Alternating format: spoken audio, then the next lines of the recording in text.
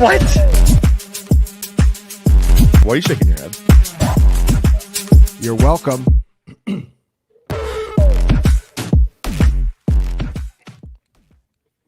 Week 9 is here. What is up? John Hansen here at fantasypoints.com. The Week 9 edition of Matchup Points. Our guy Thomas T on the other side of the glass, Tommy T-Bone. And no Brett Whitefield. He's a father of, what was he, up to like 7 now? He's out there just like me, out there repopulating the earth. But it is Halloween, so he's out there with the kids. My kids are all grown up now, so I'm good. So it's Ryan Heath in for Brett Whitefield and Graham Barfield. Guys, what is up? Happy Halloween to everybody. Yeah, happy Halloween. Yeah, Brett's out with his miniature football team. I'm pretty sure he's up to like a full 11 kids now. I mean, he's working on 12 or 13. It's impressive. But Ryan is the man. He's been crushing advanced matchups, crushing his props this season. So excited to chat with Ryan and go through these games with you guys tonight. Happy to be on, guys. Oh, sorry, Ryan. Go ahead. I'm just saying, happy to be on, guys. No better way to spend my Halloween than to talk through the slate with you guys. Are you much of a baseball guy, Ryan? Not really at all. I'm just a very casual baseball fan. I watch when the Sox are good. So not all right. Not. So, it's been a bit. It's been a bit for that. Yeah. Well, yeah. Well, thanks for beating our ass in the World Series in 2018. But I'm in costume as well. I've been saying it all day. I'm in costume. I'm going as a world champion. So I'm loving life. Let's get into it here. Houston tonight at the Jets. You know what, Graham, we probably shouldn't spend nearly the time we spend on this game because it's like got a shelf life of like a sandwich, you know what I mean? Like hour and a half, 2 hours, because then the game kicks off. But anything jump out to you? This was a tough game for me. Like, I don't expect much from Stroud. Mm-hmm. I'm shaky on Dell. I mean, I think Dalton Schultz is catching 4 or 5 balls. I do like Garrett Wilson. I think I'm alone in this one. It's a tougher call, but no Lazard. But yeah, anything jump out to you in this game? John, you're now batting basically 1,000 on your tight end calls this year. You nailed Schultz again last week. I'm with you. I think it's a fine spot for him. He'll probably catch a couple balls. Tank will get most of the volume, but we were kind of right on Stroud now for 3 weeks, and this is a fourth straight week where we're kind of sitting him without Nico Collins. Just ceiling has not been there. This game environment is not great either. Jets are super slow. Total is 42.5. I didn't really see anything that stood out to me schematically. Ryan, did you have any good notes on this game here? Really only 2 notes. I mean, the first being that the Texans have been kind of a deep funnel, the most deep targets in the league. So I think you can maybe get excited about Garrett Wilson, about Devontae Adams. Exactly. But I guess really the biggest thing is just, I expect the Texans to be extremely run heavy. Joe Mixon has seen 25 or more carries in 3 of his 4 healthy games. Obviously, the Texans have no receivers. They're going to be pretty happy to feed Mixon here. Jets are like a top 5 run funnel. So, that's kind of all I had. Yeah, and, we'll see about John Mechie. I guess, Graham, there is a chance, I guess, that Bobby Trees plays over him. I don't know about that. Woods only ran, I think, a handful of routes last week. I think his route share was 15%. Hutchinson's been running more routes than Mechie, but just not earning targets. I have some teams that have just been decimated in deep leagues where I've just stashed Hutchinson and Mechie just to see if one of them pops. But man, I don't think there's going to be too much here. We should get Nico back off of IR next week too, which is obviously just huge for this entire offense. Yeah, and then I don't know if you read our data charter notes on Devontae Adams, but basically not looking good. Stating he looks like a shell of himself. Sometimes that can clear up relatively quickly. I remember one time I was out there screaming that Rob Gronkowski looked 46 out there, which he did, and then 3 weeks later he was kind of back, but not looking great. All right, so we can move on. This is not a fantasy bonanza at all. Well, I think Dallas at Atlanta will be. I feel like the Cowboys are gonna, figure it out, basically because their matchups, I think, are good. Ryan, I'll go to you. I do see I lost the Jake Ferguson prop last week. I'm still pissed. Dude caught 6 balls and didn't hit the damn number. But what do you think here? Zone. This could be a zone week. CD. His numbers against zone drop off compared to man. Yeah, exactly. As you said, Falcons play the third most zone coverage, and yeah, CD's efficiency is about like 50% lower against zone than it is against man coverage over the last year and a half. It theoretically helps like Jalen Tolbert and Jake Ferguson some, but I don't know. I just kind of don't love this matchup in general for Dak Prescott. He has kind of struggled against zone as well this season. So yeah, like you can fire up Ferguson for sure, but I don't know if I'm going to be like as all over this game as I think like a lot of people are, especially like on the main slate. Yeah, that's a very fair point, Graham, that Ryan makes here. Yeah, Dak against zone, if it makes sense. If it's not good for CD, it's not going to be good for Dak, but again, might work out pretty damn well. It could be like a 9-catch game for Ferguson, granted for 43 yards. But anything else pop for you for Dallas? Because I mean, I think we'll get into Drake London. Drake London and Kyle Pitts are looking good again. Yeah, the volume will be there for Dak. He's on pace for 630 pass attempts, would easily be a career high. But like Ryan noted, the efficiency has just not been great this season. And I'm kind of with Ryan too. I think Falcons win this game. I think they should be slightly, higher favored than just 3 points. Their Falcons run game has just been awesome. Dallas can't stop the run. Micah Parsons is probably going to miss another game here too. So I really like Atlanta in this spot. Volume again will be great for Dak, but I don't see this like a standout matchup. London, Mooney are both terrific. I wanted to get your guys' opinion. Like Kyle Pitts is producing, but you look at the first 3 target share, he's still like 12%. It's mostly underneath stuff. He had the long gain last week that almost was not a touchdown. Like it kind of still feels a little thin here. Ryan, what's your outlook on Pitts moving forward? Because he's been teasing us, right? Like he's had the production, but it's still the usage is not exactly where we want it to be here. Yeah, so overall, like season long, I totally agree with you that the usage has not come up at all to where the production has been. I do think in this game, he could kind of keep getting away with it. So it's been against single high where he's kind of done this whole efficiency scam. He's averaging over 3 yards per out run against single high this year. The Cowboys have played it at least 58% of the time in like 5 of their 7 games. So this could be a good spot for Pitts and he could keep getting it done kind of on the lower volume. But yeah, I mean, I'm with you. It's kind of he's someone I'm just like selling in season long leagues based on this production because I don't. It does feel scammy. Yeah, it does feel scammy. That's a good way to put it. That's a really or if I can play contrarian a little bit, maybe it's just a unicorn who finally has a good quarterback. Yeah, I mean that's the thing, John. That's when we were all putting our heads together on projections this year. This is what we wanted Atlanta to be, right? Like barely pass heavy.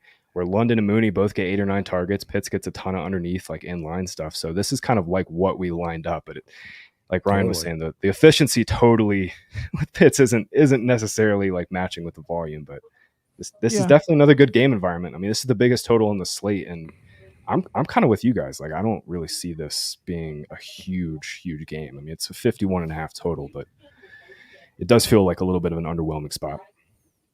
Tell you one thing though, we'll move on, but man, it has just been a beautiful thing to see the last 3 games now with Bijan. Like I was worried, like a month ago, and I did say to trade for him 3 weeks ago, and because the schedule is very good, and it is still good, but man, he looks phenomenal. Like, I mean, is there any running back who looks better than Bijan the last 3 weeks? I mean, am I missing somebody? Jahmyr Gibbs. And Barkley, maybe. Barkley, I think maybe has that claim, but he looks fully back. And John, like you lined up now a month ago. I mean, this is the 4th straight great matchup. He's had literally 4 straight perfect matchups. Absolutely. Next up here is Denver at Baltimore. Pretty fascinating here as we've seen the Ravens just being a sieve, inside essentially, middle of the field. Yet I just don't know if the Broncos have the personnel. I'll go to you, Graham. Like, I'm in on Lucas Kroll prop. I'll tell you that right now. I don't care what it is. No. I'm in. Okay. I'm in. Guys, But I got to stop the show and get my phone out and get my Kroll overs in because John is unbelievable. Hey, I already hit a Kroll over. I went on freaking television pumping up Kroll a month ago, and he hit, baby. That's right. I forgot about that one too. Man, unbelievable. I mean, you're right. I mean, Ravens against inline tight ends, just they've not been able to stop it. And Njoku did it last week, mossed a dude for a touchdown. It is a good spot for Nix, though. I think we go right back to Nix. We were all over him last week as a pretty good streamer, liked him in DFS, and this is an even better spot, right? Especially if Lamar plays. Obviously, that's a little bit of a big question. But, Lamar's in. This game's going to be massively up in pace. Nix is playing better, running a ton. I like him quite a bit as a streaming play this week. John, it was a rough one for our boy Javonte, and I think he's kind of out of play this week, right? Ravens have just been so good against the run. He's dead.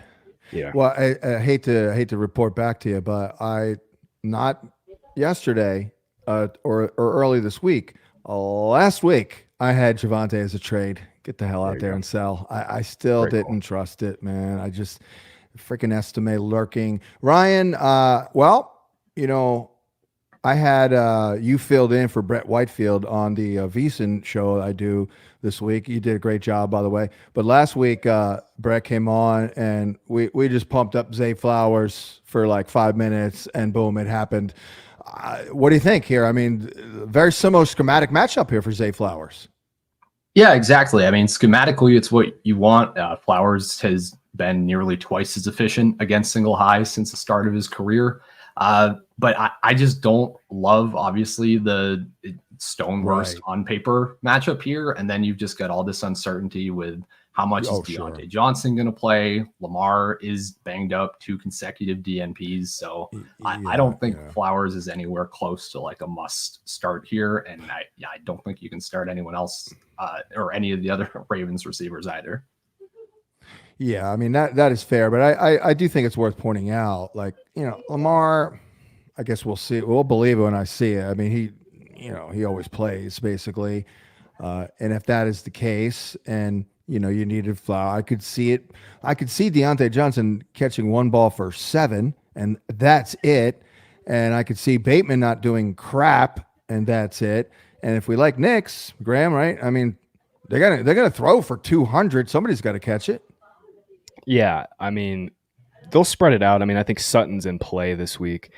It was a good spot for him. I'm talking about the Ravens for Flowers, mainly just for Flowers. Yeah, sorry about that. But, yeah, I think, it's interesting. I want to talk real quick before we move on, like about how we see this target tree shaking out with Deontay. But yeah, Flowers probably catches shadow coverage from Surtain, right? That's probably what it's looking like. Yeah. Yeah. Is he? Yeah. All right. I mean, he'll probably, maybe he could avoid that. Well, they move him inside and they give him some design stuff. Like, if he's in the backfield, Surtain won't be there. But I fully imagine Surtain's going to get the shadow treatment. I do think Sutton, though, just real quick, flipping over, he's like the only other Bronco I'm kind of interested in this spot. Ravens are just getting absolutely shredded by outside wide receivers. Real quick, Ryan, what's your vibe on Deontay and how you view the targets kind of shaken out here for the rest of the season? So, I mean, pretty much anywhere Deontay Johnson goes, he just commands a 25% target share. Like it kind of doesn't matter what the competition or what the environment is. So it's hard to say that it's going to be significantly less than that to me, which, that obviously is very, very bad for Flowers rest of season. I don't think that all the design stuff is going away for Flowers. But yeah, I don't know. Like this is an efficient offense. Obviously, their defense gets them into spots fairly frequently where they have to play hero ball and come back. So I'm not saying that there won't be like spike weeks for both Deontay and Flowers, but yeah, I just think this really sucks for our fantasy purposes, frankly. And I am a little afraid that they just won't do like any 11 personnel, kind of like they haven't all season. I don't know. I think ideally you'd want to see some of that, but it's a little scary to me that Bateman might be on the field more than we would want over somebody like a Deontay. Well, maybe they wanted to do 11. They just didn't want freaking Nelson Aguilar out there anymore. Yeah. Yeah. I would say with Deontay, I hear you, Ryan, but and me and Graham have been, on fantasy points from the beginning, right? First year, we were all in on Deontay. Maybe it's a different animal, and it won't happen because they also have Derrick Henry. You know what I mean? Like that's a lot. I mean, I'm not saying it's not. It's definitely bad, but maybe Deontay is the one who ends up being completely screwed. Well, what's scary for the AFC is the Ravens now have the ability to be extremely game plan Multiple. independent. I mean, they can run it when they need to. They can pass it. I mean, Lamar is playing at an exceptionally high level. I will say for this week, like I'm very concerned about Mark Andrews' volume for the same reason we're concerned about Zay Flowers, but he did have a big uptick in routes last week, 67%. First time Andrews has been on the field more than 2/3 of the pass plays. So if you do need to play Andrews this week, I think it's fine. The Broncos are going to blitz a ton. They'll leave the middle of the field open. But yeah, long-term, Andrews and Flowers, I kind of align with Ryan. I still think Zay leads the team in targets, but it'll be a lot closer. Yeah. Oh, for sure. Oh, yeah. No. Oh, yeah, for sure. It's a real problem. I was even really mainly talking about this week with Flowers, but well, first and foremost, we'll see about Lamar. Miami at Buffalo. I'll go to you, Ryan. I guess the main data that you're going to back here is involving Devon Achane in the passing game because, Tua has not played particularly well in this matchup, and Buffalo is usually stingy, outside receivers. Yeah, exactly. But they're just a really big like backfield and slot and underneath kind of funnel. I mean, most receiving yards per game to opposing backfields, highest target share to opposing backfields. Achane obviously is catching balls out of the backfield and out of the slot. Bills are allowing the 6th highest target share to the slot. I thought a crazy stat this week was that Achane ranks like 7th among wide receivers in yards per out run from the slot and out wide. Like he's just one of the most efficient receivers in the league, even lining up out there as a normal receiver, which is insane to me. So yeah, this role for Achane is just incredible. In games with Tua, he's averaging over 26 fantasy points per game this year. It's just the nuts spot for Achane and for him to catch a ton of balls. Ryan, you need to take a huge victory lap. I know you're too humble to do it, but you were dead right about Achane. Just all the reasons you kind of lined up for him have played out, and I think the receiving role is just better than anybody could have possibly anticipated, even like the biggest bulls like you and I.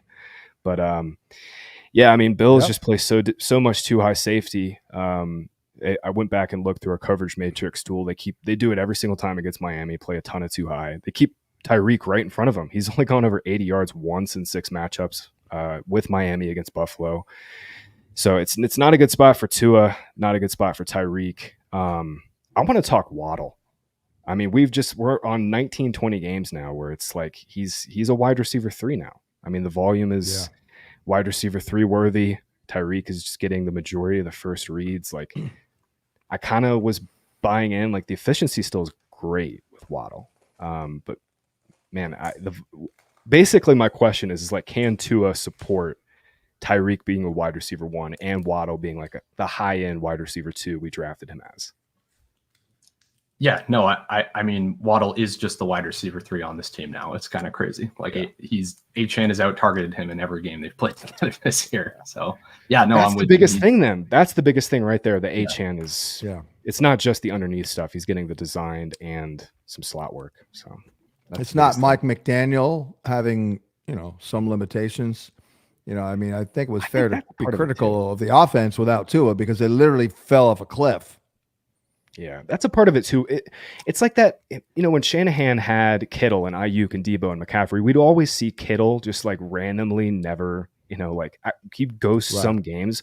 Waddle's kind of had the same thing going on this year where he's just like randomly absent for a few quarters. And that just shouldn't happen with a player of his caliber. So I think there's some level to coaching here, which is, I mean, Brett's been saying that all year. Right. Well, pretty good spot for the Bill running game, I guess, from the sense that, they're favorites. what do you make of this Dolphins D? I'm not impressed, but like Graham, their numbers are pretty good across the board. I think some of that was scheduled, John. I think they finally faced a pretty good quarterback last week. And I mean, we've been correctly, assessing Kyler as playing poorly, but he played his best game of the year. I mean, they played Anthony Richardson, Jacoby Brissett. Right. They had the Mason Rudolph game. Oh, God, yeah. So, I mean, they've really only played like one good quarterback in Josh Allen all year. So I think there's some of that. Josh Allen. I don't like Shakir here. Really? Interesting, because I kind of do.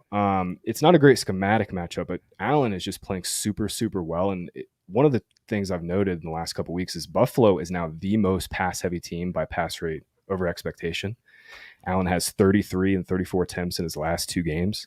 I mean, just wheels up here on this passing. Well, that would, sorry to cut you off. That would explain why I undersold Khalil Shakir very badly last week. I didn't necessarily see that one coming there. But Ryan, do you have any thoughts? I mean, in theory, he could see a lot of Jalen Ramsey.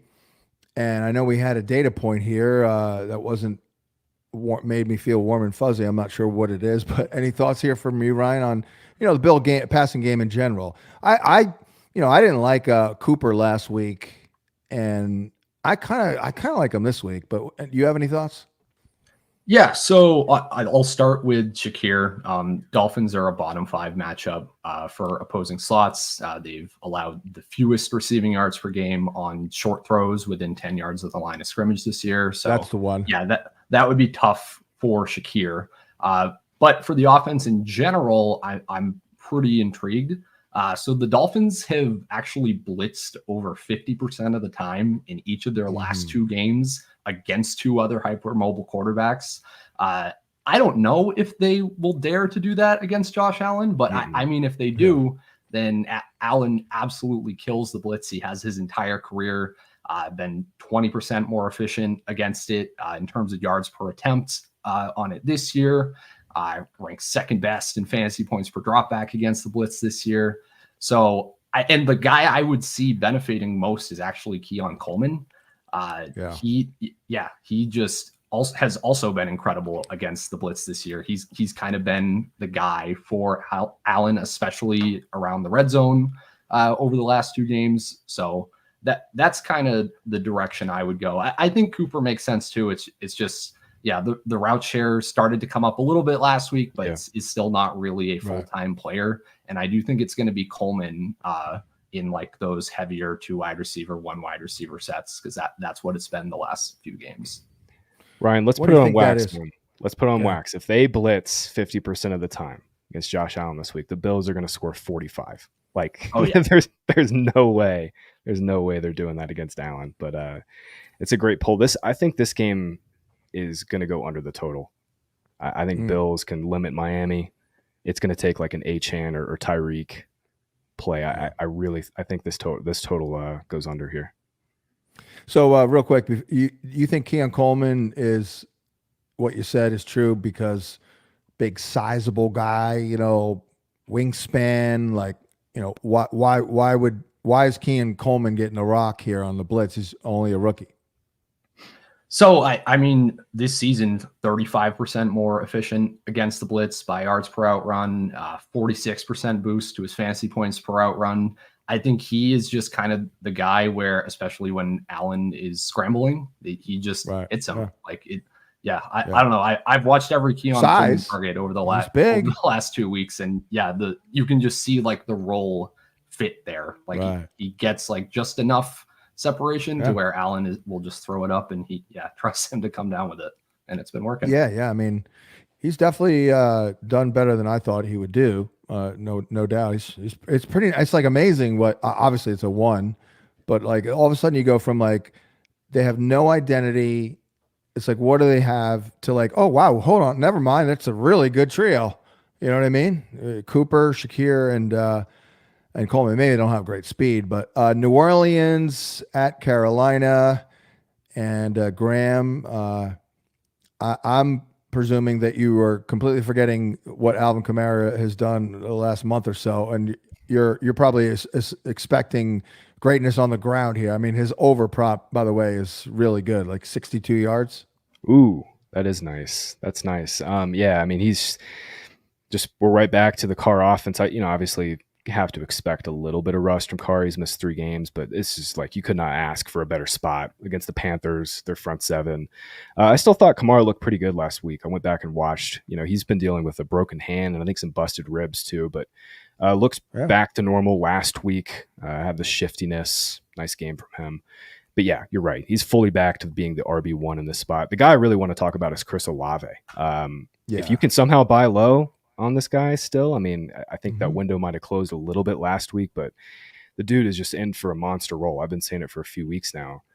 Got it last week with Rattler, and this is just a home run spot. I mean, basically the Jags and the Ravens are the 2 better matchups for opposing outside wide receivers right now. But Olave last week, 41% of the first 3 targets, 60% of the air yards. They've just been decimated. I think Bub Means is going to miss this game too. They're missing so many of their dudes. So I am all over Olave in the spot here. Does anyone have any interest in a secondary guy?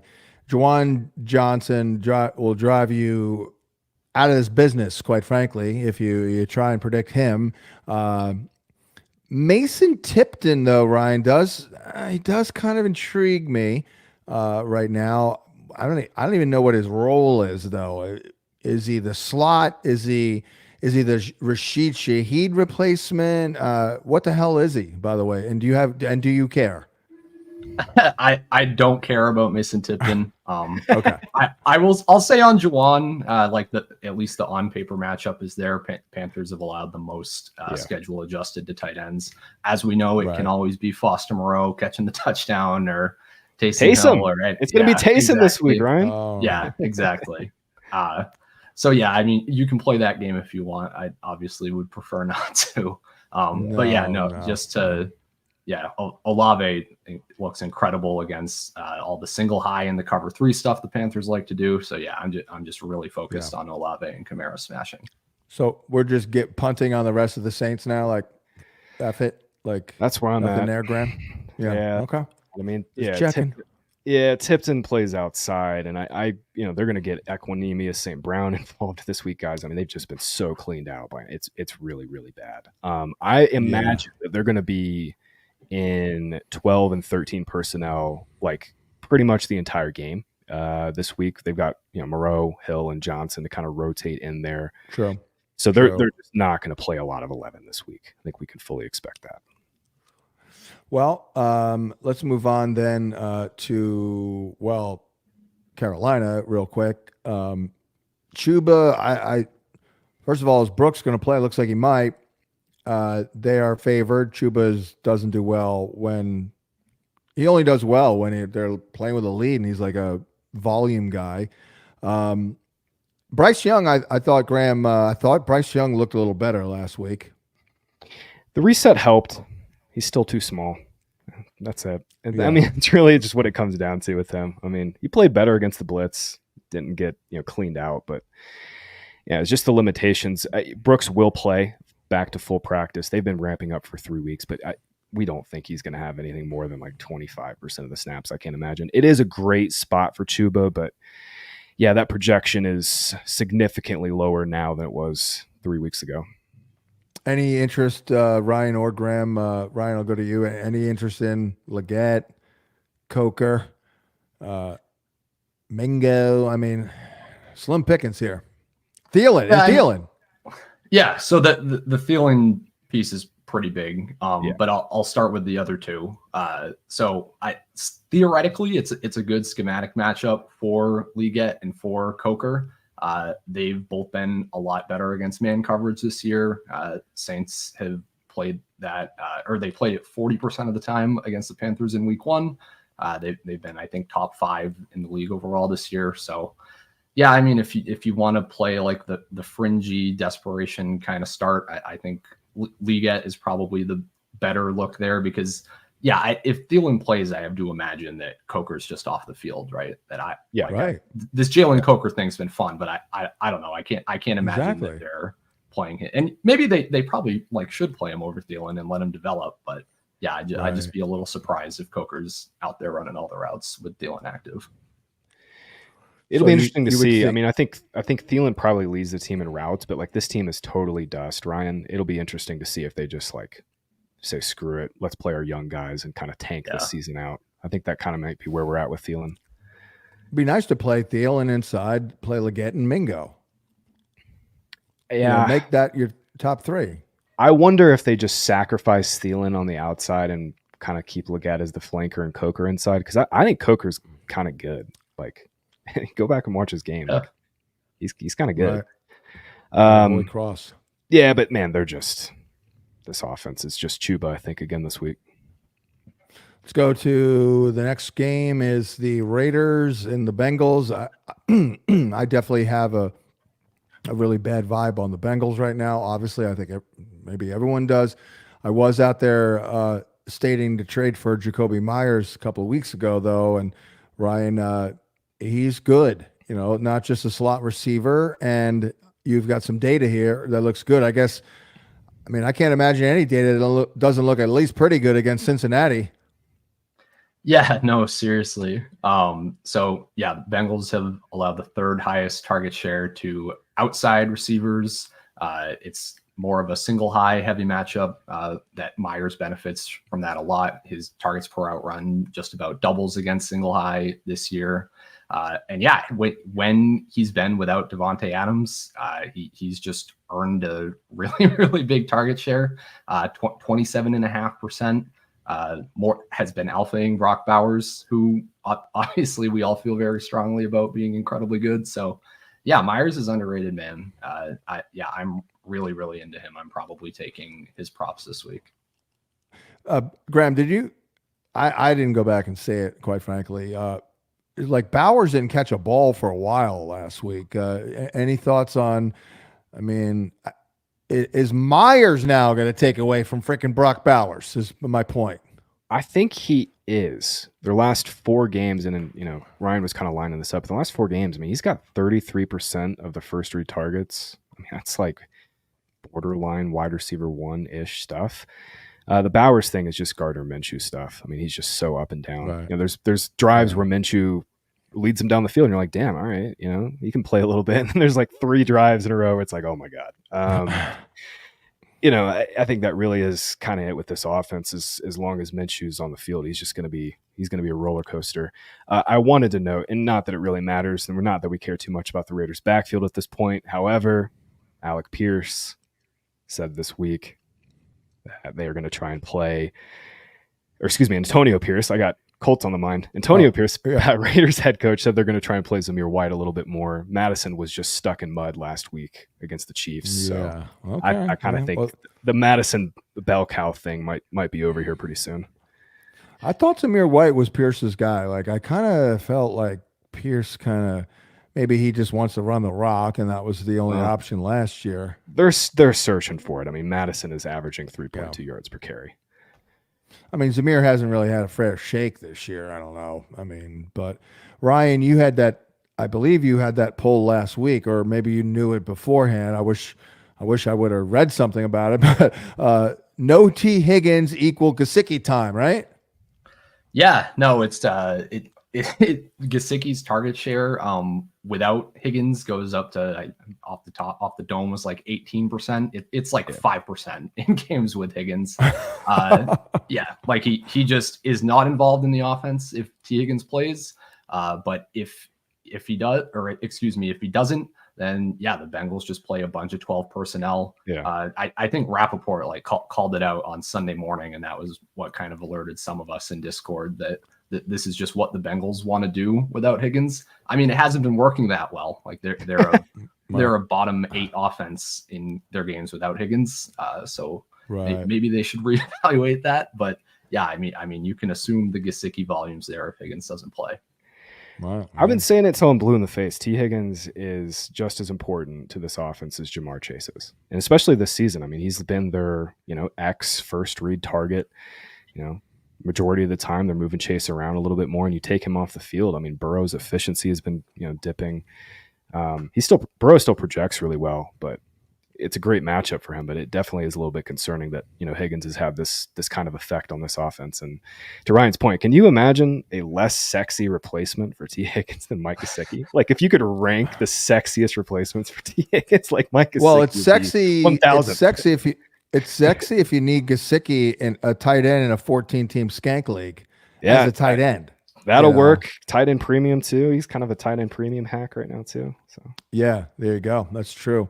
Well, I always do harken back. Me and Brian Drake do a lot on when we talk T. Higgins, because we had Adam Schefter on, and in July or whatever, and I'm like, yeah, I like T. Higgins, man, like the ADP. And he's like, whoa. And then he brought up, basically the concerns with this ugly stalemate. Essentially, like not going to be in a hurry to return from injury, and I mean we could be on that path here a little bit. I mean that's what I'm saying. The vibes, I've been ripping the Bengals anywhere I get a chance, just because they're cheap.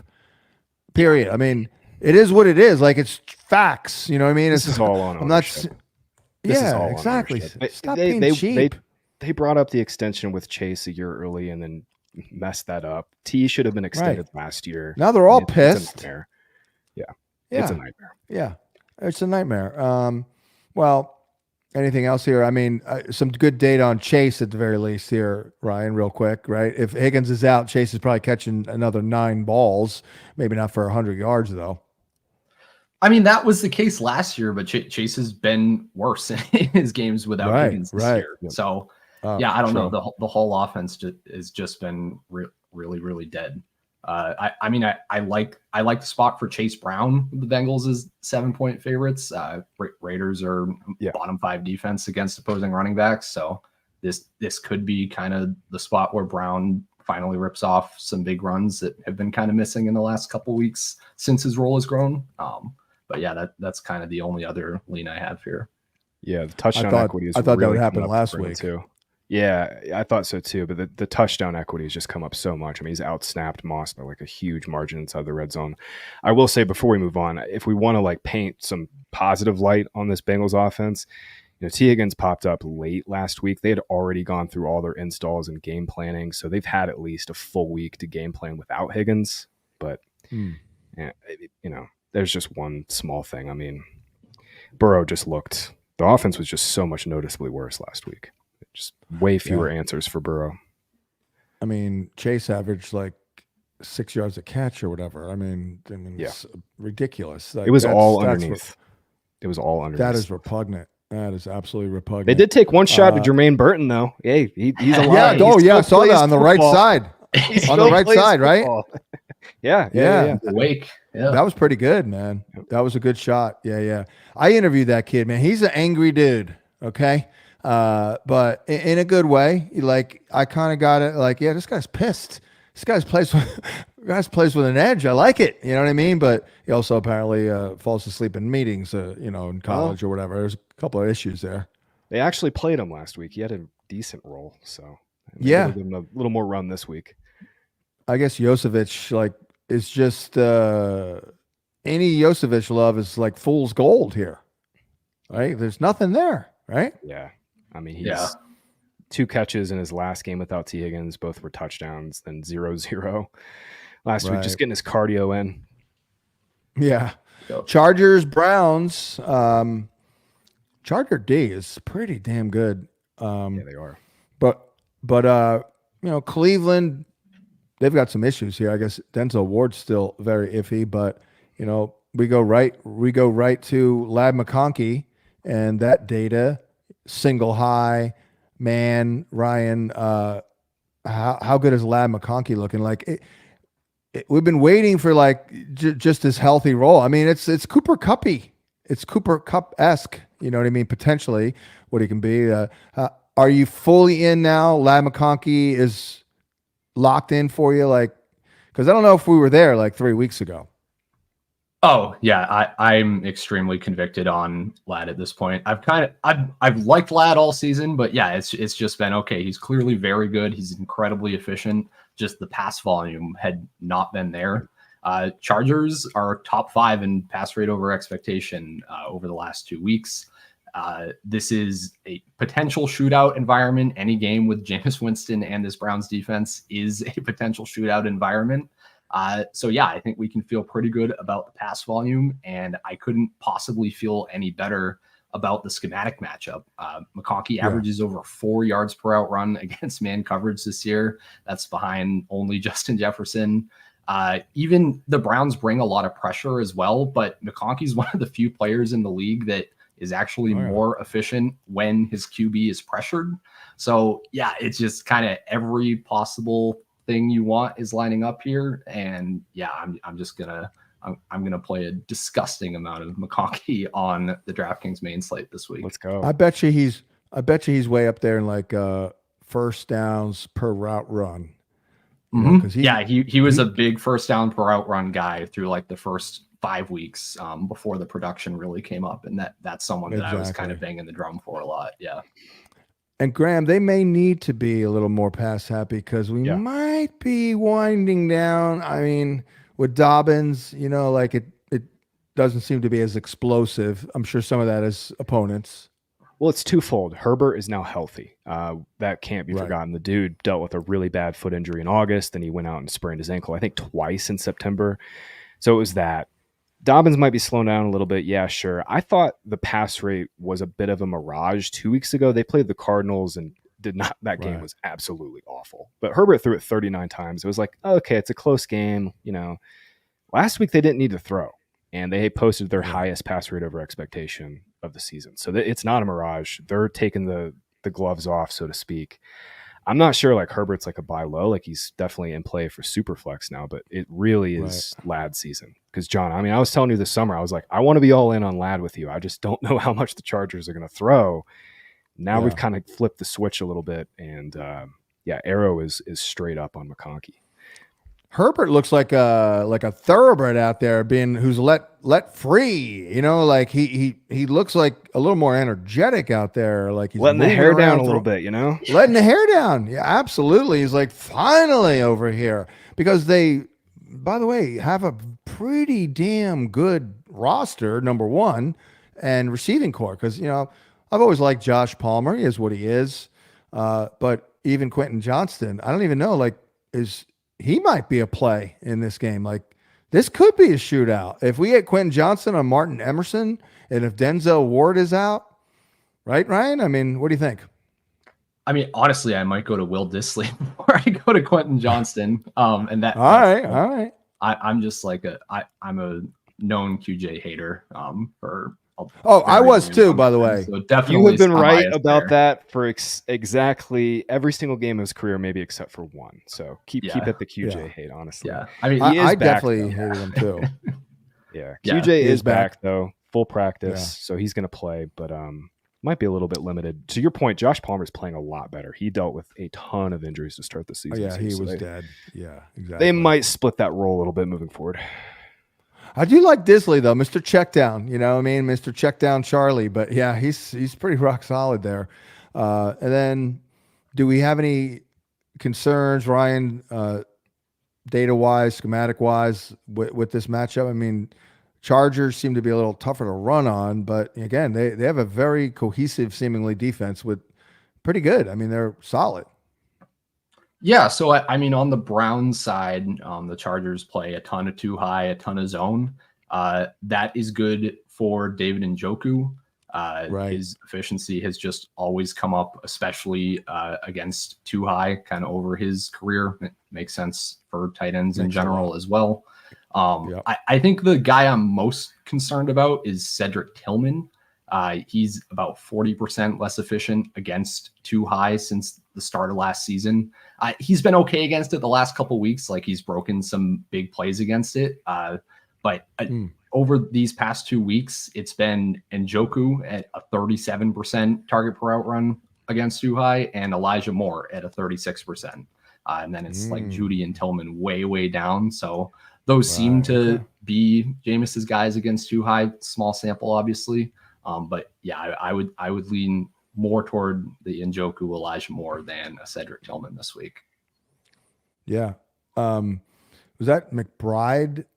He only got 5 for 51 in this matchup last week. I thought he had more than that. Maybe that was 2 weeks ago. That was 2 weeks ago, McBride right? destroyed Miami. So, it was 2 weeks ago. Right, that was 2 weeks ago. Chargers.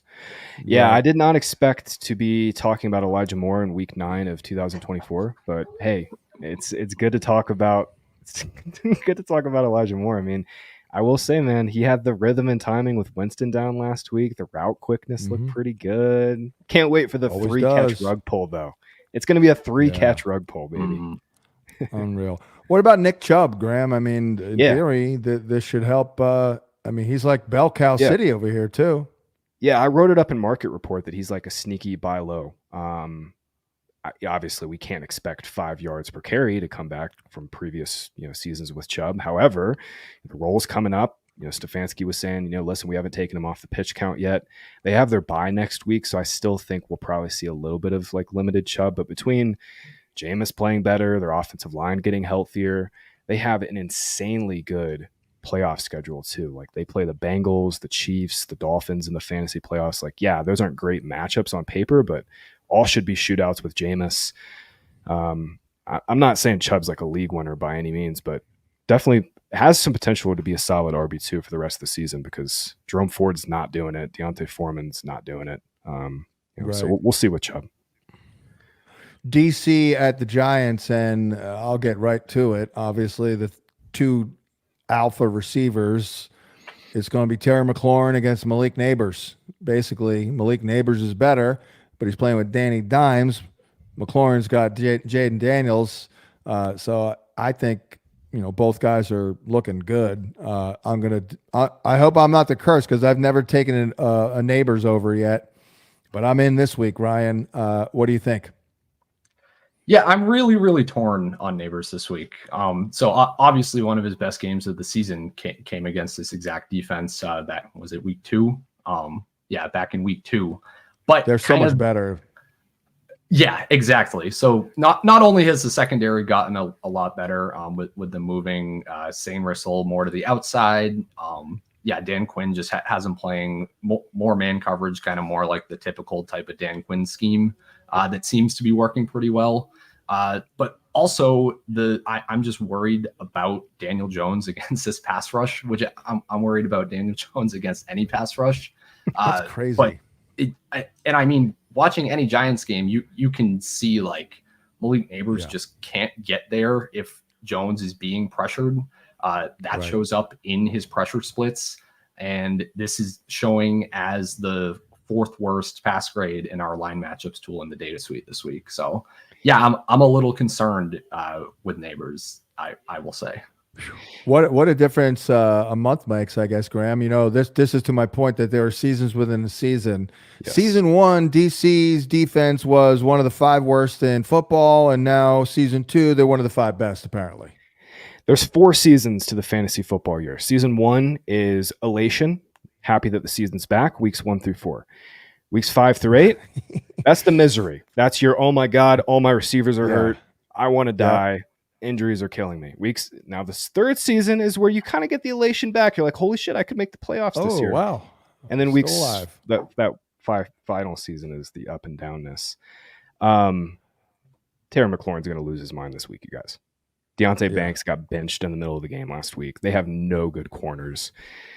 Jane Daniels fully healthy. I love McLaurin this week. I wrote him up basically as a must start.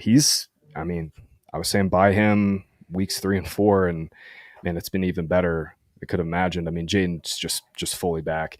I will say I'm a little bit into Zach Ertz too. Yeah, John, I need your. I'm not feeling it. Okay, God, okay. Oh, that's no, because I nailed Ertz last week too. No, I got it. All I needed to know. All right, I'll okay. No, I'll take him out. That's all I needed to know. I love those tight ends.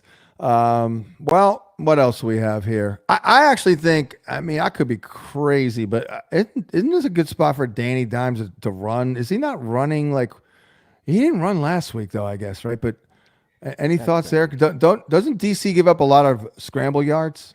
That's been completely taken out of this offense the last couple of weeks. The designs they did a couple design carries in the middle of the year, but that's been completely taken out. At the end of the day, man, this offense is just super limited because quarterbacks sacks are a quarterback stat. Andrew Thomas, yeah, sure, he's out, but like everything has to be going perfect for Jones to succeed, and it's not happening. I would like to see Daboll get him a couple design carries just to open up the run game, but yeah, I don't think that's happening. 5 for 32 in the first matchup, but it's like pulling teeth to get to 200 yards. Like it's pulling teeth. 200. We're close to seeing Drew Lock here, John. I think that's where we're at. Well, that was my problem with Neighbors all year. Like the ugliness, the downside, the Loch Ness monster, if you will. I'm like, no, because I think the only quarterback I'd rather see, I want to see less than Daniel Jones is in fact Drew Lock. So New England at Tennessee. I've never been a big Mason Rudolph guy, but hey, we were right, Graham, on our live stream. We were just a week too early on Calvin Ridley, baby. Yeah, they did a lot of really fun stuff with him too, right? Like moving him into the slot. They kind of did some condensed stuff with him. And it was all the things that Calvin Ridley's good at. It's been so bizarre to see that just go by the wayside. I will say that I think there's a decent chance Mason Rudolph doesn't start here. Will Levis is back in practice. Oh no. Yeah, right. That was my exact reaction. Yeah. Oh God. Yeah, I know. Right. I have no idea. I have no inside information, but it would make sense for them to give Levis one more chance. I don't know. Yeah. He was hurt in that game, whatever it was, week 4 or 5. They came out of the bye in week 4, so it was week 5. And obviously had the worst game that a quarterback has put on film this season. But we'll see if they play Levis. This game, man, sucks. Like Drake May is hurt. Oh man, we might get Jacoby Brissett. Tony Pollard hasn't practiced all week. It's an ugly, ugly game. Ryan, do you have any good, like, juicy matchup notes from this one? Because I am struggling with this game. I know you got the Calvin Mann stuff. Yeah. I had a lot of bad matchup notes, but yeah, I mean the closest thing, or I'll say the bad ones, I guess. It's really rough for Ramondre Stevenson. Schematically, Titans have been really tough against the man gap concept runs, which is most of what the Patriots will be running. I guess I'll talk about Ridley. Like, the Pats do play man coverage at a top 5 rate, have done that in most of their games. Ridley's actually seen a 37% target share against man coverage this year, which is top 5. His yards per out run doubles against man coverage. I don't think Christian Gonzalez is like an unbeatable individual matchup. Right, We've seen him get burnt at times this year. And the rest of this secondary is extremely overrated, I can tell you as a Patriots fan. So like I was starting to talk myself into it, and then I was told Will Levis might start, and I was like, damn, like I don't think I can get into this. I mean, the biggest problem is just the pass volume with Rudolph versus Levis. 39 attempts per game with Rudolph versus 28 with Levis in his starts. So I don't know. If it's Rudolph, then maybe I'm kind of interested in Ridley, but aside from that, I don't think I can really get excited about anything in this game. Seemed like they were getting crushed last week, yet they were still handing the ball off to Tony Pollard, which Tony Pollard people appreciated, I think, because I thought they were going to be dead in the water. Well, yeah, you are a Patriots fan, so I don't know, talk me off a ledge on Demario Douglas, because I lost a prop last week. I feel like the injury disrupted that. I also lost Christian Kirk and freaking Ayuk in the Fantasy Points Invitational from SiriusXM, and I do have Douglas. I drafted Douglas. I mean, can we get to a point where we trust this guy to get us 10 PPR points a game? I think you just need to get him and Drake May on the field together for a full game, which has just not happened. Like Douglas had like the really bad sickness in the London game, only ran like 20% of the routes or something. This isn't updated for this week, but the stat I had last week was that Douglas has a 40% target share when him and May are on the field together. May has like talked him up so much as like his go-to guy against man coverage. So, I mean, one of these weeks, I'll be excited to tout like the cheap contrarian Drake May and Demario Douglas stacks, but it doesn't look like it's this week. Although Tennessee does give out a lot to the slot at the very least, right? I don't know if you hit on that. and I missed it.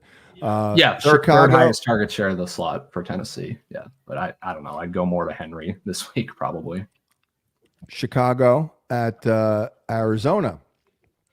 And Graham, you know, I have noticed, for what it's worth, you know, our quarterback coverage matchup grading, you know, when it's like a plus matchup for Kyler, he does tend to play a little bit better.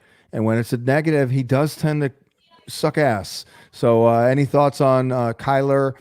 You know, you got the Marvin Harrison situation here with, you know, Johnson, the corner. Obviously, they can try and move him around. The routes changed a little bit, of course, as well. So what are you seeing here with Arizona? Yeah, it's another pretty good schematic matchup for Kyler, just like it was last week. You know, Miami plays a lot of one high, and guess what? Chicago plays even more, 60% one high. Obviously, Jalen Johnson is playing out of his mind good right now. A little bit of a concern for MHJ, so it's not as good of a spot as I liked last week for Harrison. But man, just rewatching that game whenever it was Tuesday, it was good to finally see Harrison get like some over the middle usage. Like we were talking with Brett last week, John. Like the usage with him has just been not there. Like, yeah, Kyler's not playing well, but Petzig has not schemed it up well. And last week was much better, getting him across, you know, moving horizontally across the field on crossers. Let him run past defenders. Still didn't get any design targets underneath, but I hope that's coming. So I'm into Kyler this week. You nailed that Harrison last week. I was scared of Ramsey. Yeah, Ramsey's still good, but he can't run like Jalen Johnson can. So I am a little bit concerned for MHJ in this spot. It's definitely a tougher individual matchup. I think Cardinals are pretty straightforward. I gotta ask, Ryan, what is your vibe, man, on this Bears receiving group? It is like pulling freaking hair with these guys. Odunze last week got the most first three targets he's seen all season, 31%. It is such a good spot. Like Cardinals are so bad in the secondary, but do you have any leans on any of these guys between Moore, Allen, and Odunze? I really don't, honestly. It's been a receiving core that's impossible to kind of diagnose this year. I mean, Moore's the only one that is running like 90% of the routes every single week. So I always try to lean toward that, but he just doesn't see like the downfield usage that he used to see back last year with Fields. So it's just kind of a weird and gross receiver core. I mean, he should, by alignment number, see that Starling Thomas, who's always been one of our favorites. I guess he's getting a little bit better and favored by giving up production. I don't know if you guys noticed. I did see my guy Max Melton on Tyreek a little bit last week. You see that? I think he had good coverage on him on a play that Tyreek made, but Melton was right there on his hip. Yeah, they highlighted him on the broadcast too. He got a little spot, I heard. Oh, did they? Shit, Yeah, go back and watch it on Game Pass.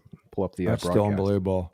Yeah. Ryan, I scouted out Max Melton when he was literally 13 years old at the only high school game I've gone to in 30 years, and his brother Bo was in the game too. Their quarterback was my old Babe Ruth baseball coach's son, and I know their dad. So I did tell the dad that they were both better than he was because I played sports against him my whole life growing up, and that Max was the one. And no offense to Bo, but Max was a second rounder.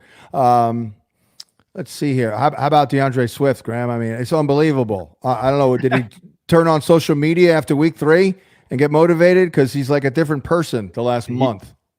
He might have honestly turned it off and gotten focused because, I mean, this is DeAndre Swift that we saw coming out of college. Explosive, shifty, good after contact, good through contact. 119 scrimmage yards in 4 straight games for him now, and he gets another great spot. I mean, Cardinals are getting just absolutely crushed on the ground. It's like the one good thing that Shane Waldron's doing right now is scheming stuff to DeAndre Swift. Like that's the only thing that's working consistently every week in this offense right now. Where are we left now after last week with Caleb, by the way? Because I was feeling pretty good going into last week. What the hell was that? I'll have to text Brett and see what he thought, but it was rough. Bears came out and ran the ball a ton. They had their most run-heavy game plan of the year, so that was partially it. Like the volume wasn't good, but it was another roller coaster game from Caleb. Yeah, that was not fun. moving on to, unless Ryan, you have anything else on this game jump out at you? A little Trey McBride, anything else? Yeah, I guess Graham covered the Cardinals pretty well, but yeah, I'll just add to Trey McBride against cover 3 has ranked top 5 in yards per route run among all players at all positions this season. So yeah, schematically, I really like how this looks for the Cardinals. Tough on paper, obviously, but yeah, I'm pretty interested in the Cardinals just as like a contrarian angle in DFS this week. How about James Conner? It's like a tree that falls in the woods sometimes this year. It seems like no one talks about him, but I mean, no one else is doing anything. I mean, Benson maybe a little bit. Any thoughts on Conner? Like Graham, is he a buy low? Is he a sell? Anything? Probably a sell to me, but like, if you drafted him, it's just like the same thing as always with him. You got depth. Yeah. You got taxes, and James Conner is going to pay out value at ADP. Like, it's just going to happen. Yeah. And get hurt, though. And get hurt as well. Yeah. He'll miss his 3 games at some point this year. Yeah. Yeah. So get Trey Benson. He's easily a top 3 running back stash. He's got to be top 5. No, Jacksonville. John, I really do like your Conner sell call because they have their bye coming up. The production has been great up until this point. If you're like 7-1 with Conner, this is a great time to sell. That's a good point. He has been a buy low guy the last 2 years, Yeah. Yeah. And, as long as he stays healthy, he's going to get his 80 scrimmage yards and a touchdown every week. But right. I think because normally he's hurt around this time. Yep. Yeah. Normally he's hurt right now, I think. And now you're buying low. Did he kill it last year? Last 2 years in the playoffs, like crush? He's just every time he takes the field, he crushes. It's just whether or not it's in the fantasy playoffs. I know. I can't stand it because I'm never into it at all. I just can't do it. Jacksonville at Philadelphia, even though I tried to embrace boring with David Montgomery, which is working out, but I just couldn't do it with Conner. Graham, I think ETN is returning, and if so, was the Tank Bigsby receiving work last week, is that gone forever? Like, not gone forever, but gone. Yeah, I think we're headed towards some sort of compartmentalized split where Bigsby gets the early down stuff, most likely the goal line stuff, and then ETN gets passing down 2-minute long distance. It's going to be gross for fantasy. He should be back this week. This is a horrific spot for Bigsby. Like, great on paper matchup, but guys, I think the Eagles just smoke the Jags. I mean, they're 7.5 point favorites. Eagles just absolutely dusted the Giants, dusted the Bengals last week. Like, they are trending massively up. It's a perfect spot for Jalen Hurts. Jags are continuing to play a bunch of man coverage, John. Last 2 weeks, they've ticked up their man coverage back up to 40% or higher with Tyson Campbell back. AJ Brown's just going to lose his mind. AJ Brown's averaging 5.4 yards per route run or something crazy, like 5.3 yards per route run against man coverage. Just banana stuff from him. Like I said, I think Eagles just dust the Jags, and it kind of leaves this run game in a tough spot. John, you've been the tight end guy. Evan Ingram, really good buy low right now, or great buy low? Yeah, not buy low. Sorry, but buy, I should say. Oh, absolute buy. Has to be a buy. I mean, I'm still mad about losing the prop last week because of Brenton Strange, but True. Absolutely. I mean, I called that touchdown. I called that shot. I was with this young man that I was watching the games with, who's interested in all the stats and stuff. Is a friend of mine's kid. He's just out of college, and I was like, he's like, "Oh, we're losing the Ingram prop." I was like, "No, 17-yarder right here to Ingram, and then we're going to go to overtime, I think, or something, and then but." Call the shot. Absolutely, yeah. What about Parker Washington Jr.?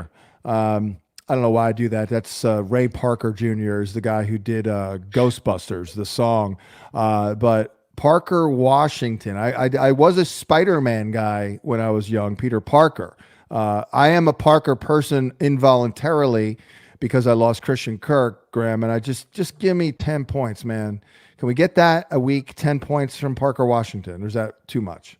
The Jags are going to be really condensed. It'll be Ingram and Thomas moving forward. And then, we'll see some Parker Washington. If you're in a deeper league or, in like a 14-team league, 14 or 12-team league with deep benches, you could stash Washington.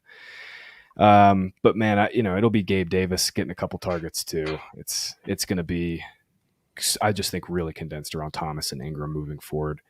The way Peterson schemes his offense, and I've been saying this for 2 years now, is with Kirk and Ingram, like they were just going to cannibalize each other. And now we take out one of them and it's going to be all Ingram underneath. Other side of this game, 100%. Ryan, do you have anything beyond the Eagles, just crushing man coverage in this spot? Because it just sets up so well for them. Yeah, no, I started running advanced matchups, and the way I started it was, so I know this is every article you've read on this website this week, but AJ Brown is going to go insane against man coverage. The only one you missed, Graham, was he has a 50% first read target share against man coverage this year. Yeah, I saw that too. Yeah. Just insane stuff. But on paper, it's fine for Smith as well. I worry a little bit that the Eagles just crush them so much that they don't have to throw like at all. Which great spot for Saquon Barkley theoretically there. But yeah, no, this offense is just so condensed that I don't think there's much else to talk about with the Eagles. Just want to add with Engram, when Kirk was out last year, it was 18.7 fantasy points per game for Evan Engram. He was running out of the slot like 57% of the time. Eagles are a really big slot funnel this year. So yeah, really into Engram this week and rest of season as well. Yeah, no doubt. Moving on. I don't think I had another. Oh, no Goddard again, right? Not that we care. Yeah, seems unlikely. He's still out of practice with that hamstring. That was the easiest sell ever. When AJ Brown came back, I was like, sell at any cost. Detroit at Green Bay. Man, it's a slot receiver. This game's all slot, baby. Right, Ryan? We'll go here to you because good inside data for Amon-Ra and for Jaden Reed as well, right? Yeah, no. So, both of these teams have been huge slot funnels. So yeah, very excited about both Reed and Amon-Ra. With Reed, it's a little more complicated. So the Lions play a lot of man coverage, and Reed has been less efficient against that over his career. But I do think the pressure matchup is a big deal here as well, kind of for both of them. Obviously, we know that Jared Goff is much better when he's not pressured. Both these teams have top 6 pass grades in the data suite in our line matchups tool. But I think it's an even bigger deal for Jaden Reed. So his targets per out run over his career more than triples when his quarterback is kept clean. So this is just a potentially insane spot for Jaden Reed. The volume hasn't really been there, but this is the type of guy that can get it done and post a week winning score on 4 or 5 targets. So just seeing everything about the game environment, the total. I'm just really excited for Reed this week. Graham, you want to be amazed at more tight end acumen? You ready? Let's go. Sam freaking Porta this week. Who's doing that? It. We are doing it. Sam Laporta. Oh. Who is that? Is this a new player? I've never heard of him before. I am all in. I haven't even posted crap, but over 40.5. Let's depart. Nice. Sammy Laporta. Because we do have some data, Ryan, on Laporta here. And by the way, no Jameson Williams. Yeah, no JMO again. No JMO again here. I like the Laporta call. A lot. 33% first read target share last week without JMO. And this is a great matchup. Packers defense is getting crushed by tight ends. To add real quick to the Jaden Reed fire, Lions are giving up 120 yards per game to slot receivers. The next closest team is giving up 99. That's the Bucks. Just an amazing on paper matchup for Reed. Ryan, I did want to get your thoughts just to follow up on that with Reed. What's your vibe and kind of like your analysis on what Packers are doing with their targets? Because obviously they've got all their dudes healthy. But for the rest of the Watson season, coming on. Yeah, Watson came on a little bit last week, a little bit. What's your read on this situation for the rest of the year? Yeah, so I'll start with Watson and Wicks. Yeah, I'm just done trying to figure out which of them is going to run more routes any given week. They just they don't know. They don't know, then we can't know. Yeah. Exactly. Yeah, so that's super annoying to me. That like Watson and Wicks are both guys that pop in like every advanced metric I care about over the last 2 years, and it's just they're killing each other's role. Yeah, it's super annoying. As far as like the target split with the Packers, I just think it's going to continue to be pretty flat. So Dobbs has been leading the way in volume over the last few weeks, kind of since his little 1-game suspension there. They said that it wasn't because he was complaining about his role or his targets. I assume it must have been like that. That's got to be a squeaky wheel thing. I don't know that continues over the season because Jaden Reed's a lot better than Romeo Dobbs, guys. We're breaking news here. I'm not saying that. I mean, Reed has never really been this huge target dominator on this offense, but he's the type of guy that, even if Dobbs is a percentage or two higher in target share than him, like I'm easily backing Reed to outproduce him for fantasy. So that's got. I guess my answer is like I don't care. Like Reed's just going to have his ceiling games. And I'm just not going to get too worked up about what the actual target distribution is. It's like you look at a running back. It's like he's not Derrick Henry.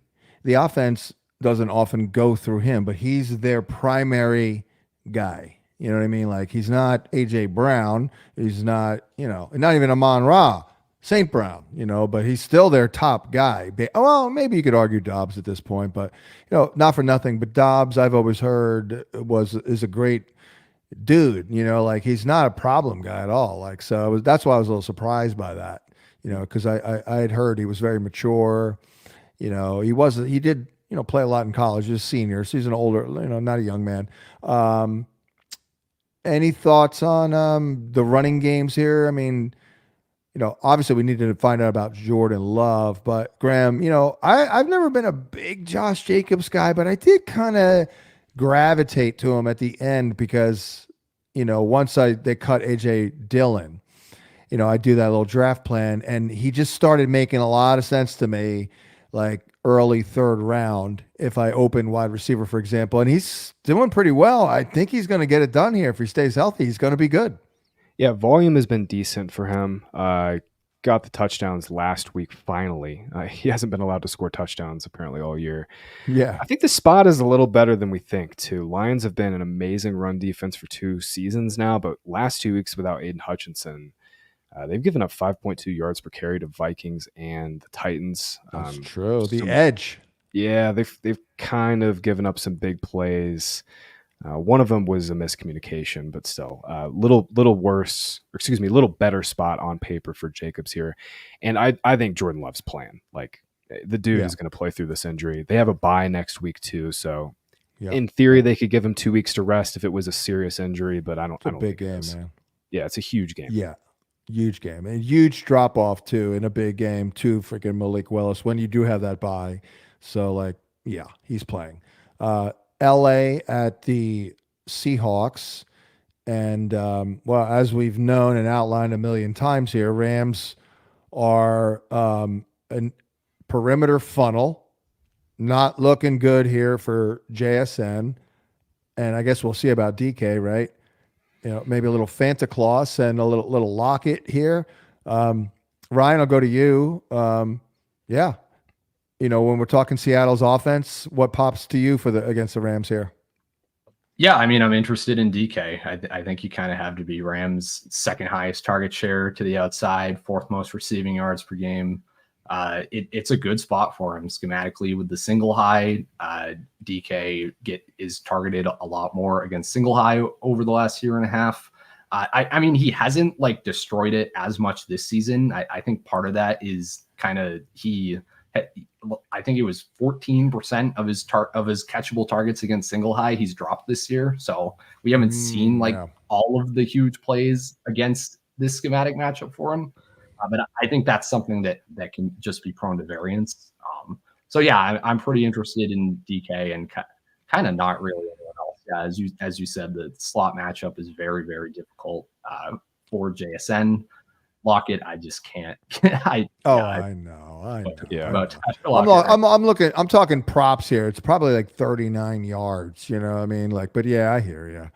Let's take a look here. Can I even find it? But yeah, Graham, Do you worry about Zach Charbonnet, by the way? I'm not too concerned about Walker's role long term. He was sick in week 7, and then Seattle just got absolutely rinsed last week by Buffalo. So could have been a game script thing. I mean, only Alvin Kamara and Breece Hall have more targets per game among running backs than Walker. So I'm chasing Crazy. the passing volume here. I will say Mike McDonald has been saying he's optimistic about Metcalf all week, but he hasn't practiced yet. Tyler Lockett just looked really dusty to me last week. He hasn't earned more than 15% of the targets in 5 straight. So we probably don't have Seahawks props yet, John, just because we're waiting on Metcalf No, I'm news. looking. But Yeah. Metcalf was the one guy I really wanted to play in this game. And honestly, I was going to come on here and say, hey, I think this game should be the highest game total of the week. 48.5 is too low. I think it should be in the 50s. But if Metcalf is not going to play, it definitely kills this game a little bit. I was also going to come on here and say Matt Stafford is an awesome buy, and the Rams passing offense is a great buy. Puka Nacua is limited in practice with a knee today.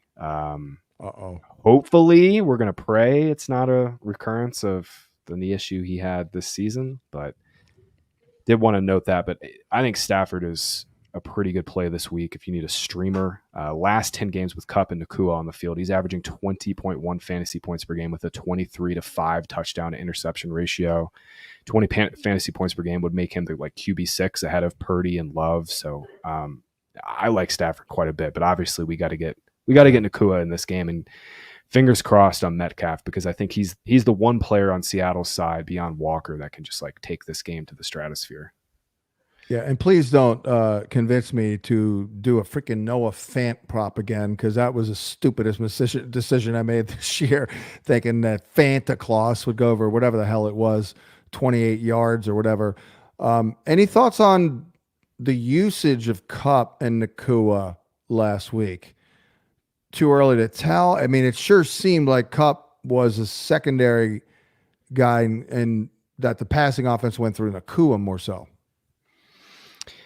By first three target share, Nacua got one more than the Kupp last week. And you look back at their last 10 games, it's really close. Nakua's at 26%, Kupp's at 25%. It's just the way they use them. We didn't see Kupp used on a downfield route until really that play to seal the game last week for the Rams. True. Nacua got all the downfield in breakers over the middle, and he looked freaking awesome. So I'm really hoping that he didn't mess up his knee again. It's amazing the spacing that those guys always have, Stafford's just the man, John. Stafford is just the man. These guys didn't practice for 5 weeks, 6 weeks, and it looks like they're in midseason form. I mean, the timing was great. Nacua looked awesome. So we're crossing fingers here. And Kyron should crush. I mean, let's be honest. Seattle, their run D has been terrible. Yeah. Let's go to Indy and Minnesota, and I'll go to you, Ryan. How much better we should feel about Josh Downs with Flacco. Yeah. So with Anthony Richardson this year, the Colts rank dead last in catchable targets per game. In games with Flacco, they rank first. So yeah, you should feel pretty incredible about Josh Downs. Yeah, I mean, he's just easily been the target leader for this team in pretty much every single game he's played. Michael Pittman looks absolutely terrible. That guy is so injured. I cannot believe that they're still rolling him out there. I don't know. Maybe says something to the team culture there that's being fostered when Anthony Richardson comes out for one play because he's tired, but they won't let Michael Pittman go on IR when he clearly is just it's so dust. It just fire up Downs. I'm very excited about him.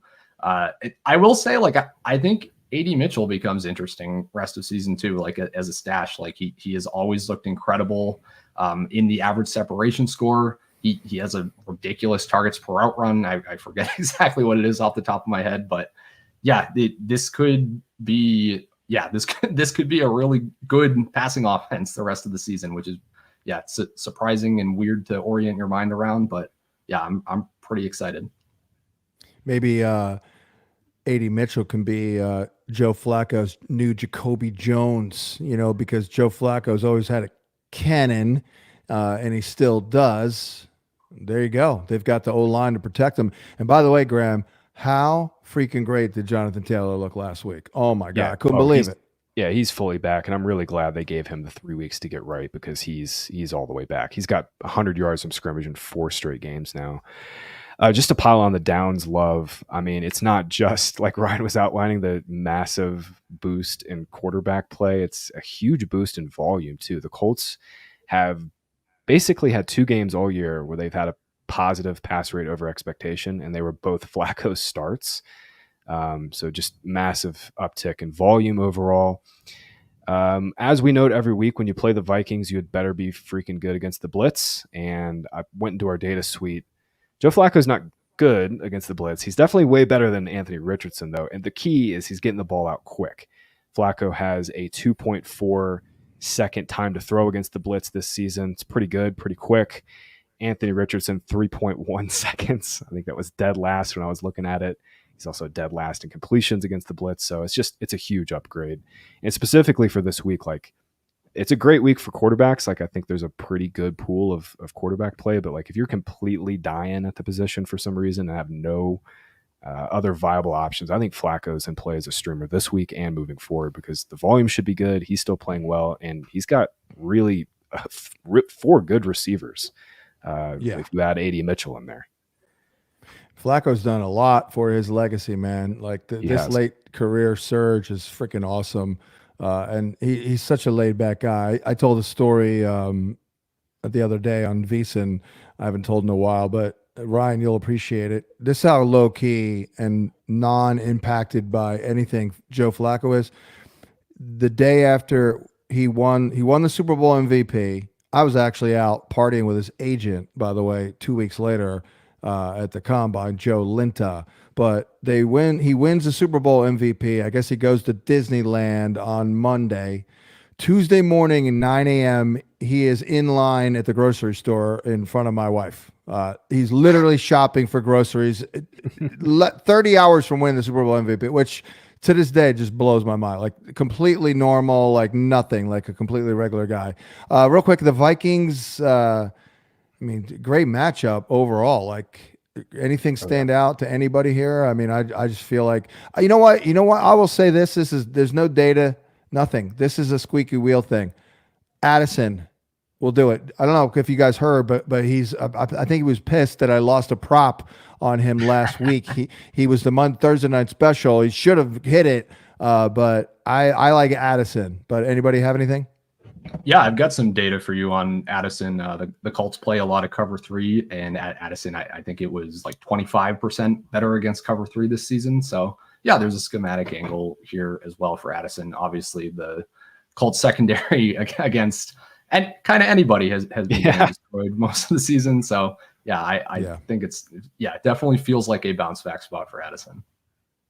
Yeah, then Graham, I mean, Hawkinson's got to play, right? This week? I think he's going to play, and I expect him to have not full-time role, but like close to it. They've been ramping him up in practice for 3 weeks. Like it's now or never with Hawk. Yeah. Full practice on Wednesday. I don't think he's going to have like an 85% route share, but if you don't have one of the top 8-9 tight ends by projections, and you've been sitting on Hawk, like just pop him in your lineup. This is such a good spot, man. John, you've been all over all year. Colts are so bad all year. Yeah, absolutely. And if Flacco ends up making a little bit of a shootout, then he could catch like 8 balls. Oh, I did my Joe Flacco reactions like. I like how Flacco is really going to open things up for Josh Downs. All right, I like it. That's my Joe Flacco. 3 people, Philly, South Jersey, just got that. Oh no, a lot of people get that. That Philly accent is like a thing. It's like becoming pretty well known. I think. Tampa at Kansas City finally. I don't know. I'm worried about Baker in this one. KC's really good against the run. I worry about this triumvirate of receivers. I know Kate Otten. Hey, Kate Otten's eating that. We know, right? Because Casey has been bad against tight ends too, giving at least. Ryan, any data schematics that stand out to you here? No, that I guess I just want to really underscore like how good this role is for Cade Otton. I mean, so he's already top 5 at the position in routes and targets. He kind of does that every year. Like, he's just never really popped for fantasy or had the role. But since Mike Evans has been out, Otton's red zone route share has gone up a lot, from like 60% or so to 80+% in the games Evans has missed. So that, like, yeah, the red zone role's there. He has actual weekly upside at this point. Yeah, he's just clearly a tight end 1 rest of season for me. But yeah, aside from that, I don't know what else you can get excited about here with Tampa Bay. Yeah, Casey's been tough against the run. I mean, I guess in a projected negative game script, you are leaning towards Rachaad White. Still been slightly leading in routes over Bucky Irving. That's they've leaned him in the passing game, Irving in the red zone. So yeah, I'd lean towards White as like a kind of fringy type of flex play. Graham, do you how many more weeks you're going to give D-Hop, by the way? They're already talking him up, like they're going to get him more involved this week. Yeah, and they will. I mean, they have to. You know, last week, just a 33% route share, to be expected. Probably going to get into the 60s this week. Again, I just keep saying I think it's going to help Xavier Worthy long term. I did want to just jump back real quick before we get out here on Bucks. Jalen McMillan just missed on like a massive game last week. Baker overshot him in the end zone. I'm not saying McMillan's a great play this week. It's a tough matchup against the Chiefs, but long term, I still think the arrow's up on McMillan because he can just do so many other things that Trey Palmer and these other guys can't. But I did want to say his production could have and probably should have been a little bit better last week. Still a pretty good stash long term. I like him. There's another interview guy. I love that dude. Real quick, what we'll close with this. Not to make it all about me here, but here's an item to really feel old, Graham and Ryan and Thomas. Liam Cohen, the offensive coordinator for the Tampa Bay Buccaneers, went to UMass, as did my oldest son. And my oldest son, they just missed each other. He was 2 years away from freaking going to college with freaking Liam Cohen, if you can believe that. Oh, yeah. No kidding. That's great. What? Yeah. Well, there was one year my son had like the top dorm party house in the freaking whole campus, and it was like Rob Branchflower or something. Like one of their linemen was their bouncer, whatever. But yeah, I was are we talking about just to be UMass Amherst? We're talking about ZooMass, or just want to make sure I know. Yes, sir. Okay. UMass Amherst. Yeah, gotcha. Absolutely. Yeah, that's the reason they call it ZooMass. Yep. You spent some time there, I hear, perhaps. Not personally, but living up here in New England, you hear stories. Yeah, I'm sure you do. Well, as you know, there's 5 other colleges right there in that town. You know, Animal House was kind of loosely based on Amherst, Massachusetts, I believe. I think look that up. But we'll end here. Game's already started. Let's get off the air here and watch this train wreck, because it's a slow start here for Aaron Rodgers per the internet. He's 0 for 2 with 0 yards. So we'll wrap it here. We thank Ryan for filling in admirably for Brett Whitefield. Thank you, Graham, as always. Tommy T-Bone as well. I'm wrapping it here. Good luck with all your action in week number 9. What? Why are you shaking your head? You're welcome.